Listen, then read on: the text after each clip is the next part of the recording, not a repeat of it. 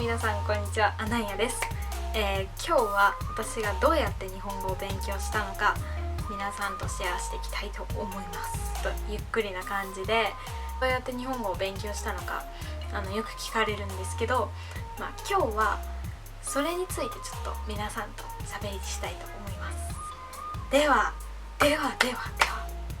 小学校の頃にまずアニメとか漫画、そういう系のものに興味を持ち、それでめっちゃおもろいやんって思って日本語を勉強したいなって思いました。まずは教科書と、まずはね、一番最初日本語を勉強し始めた時はアプリですよ。アプリをアップストア行って、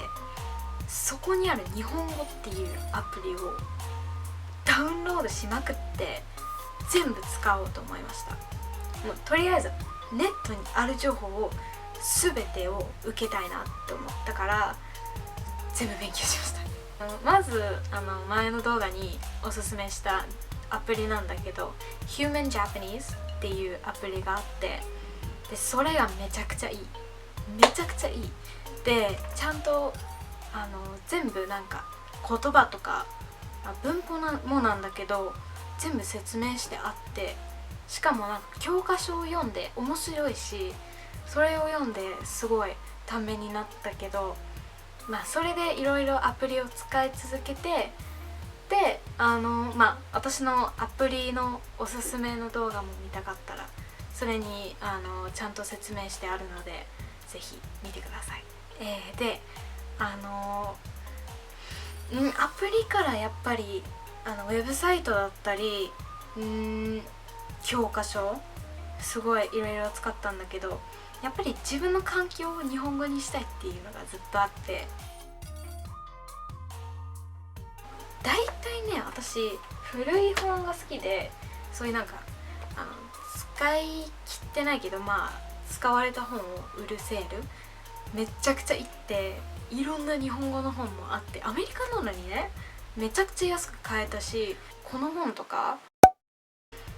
やっぱりある程度勉強し始めたら何かを読みたいってなるし、私の場合は子供の本を読みましたけど、それがすごい良くて、こういう本とかでも、ある程度のレベルついても全然なんか読めなくてもいいかなって思う。とりあえず読むことに挑戦すればいいと思います。そう、読むことに挑戦することで、2年半ぐらいで全く直接で誰とも喋ったことなくて、日本人全く周りにいるかどうかわからなくて、でその時点でネットで知り合った人とずっと電話で話したりしてて、それでなんとなくキープはできたかなって。ハロートーク前にもおすすめしちゃったんだけど、そのアプリでめっちゃいろんな人と電話できるから、しかもちゃんとしてるしすごいいいと思う。それ使った方がいい。で中学校の頃になって、それ3年目かな、恥ずかしかったんだよね、これに対して。でもニコニコ生放送っていうのを発見しちゃって、でなんか全然放送はしてないけど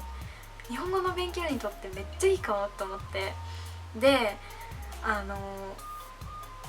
basically what I did was I just visited the live streams and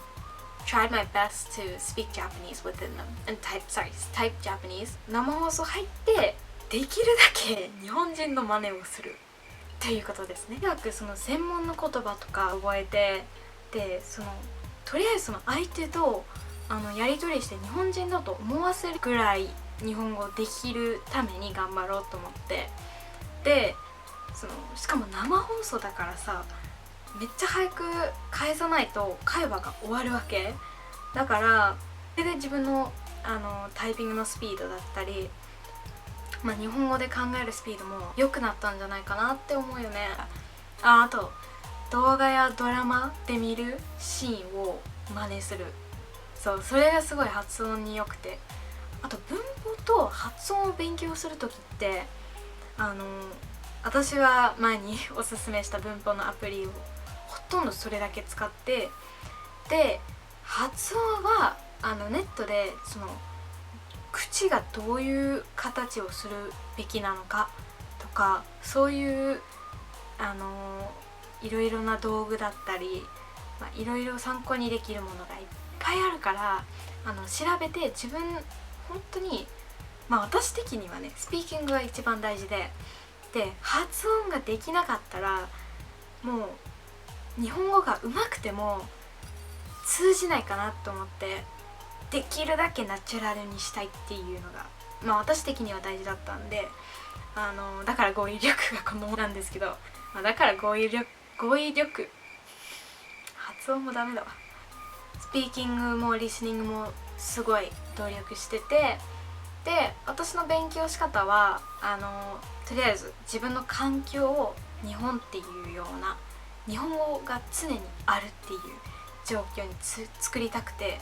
で自分の中でそのモチベーション、日本に行きたい、日本大好きっていう気持ちをどんどん自分の中で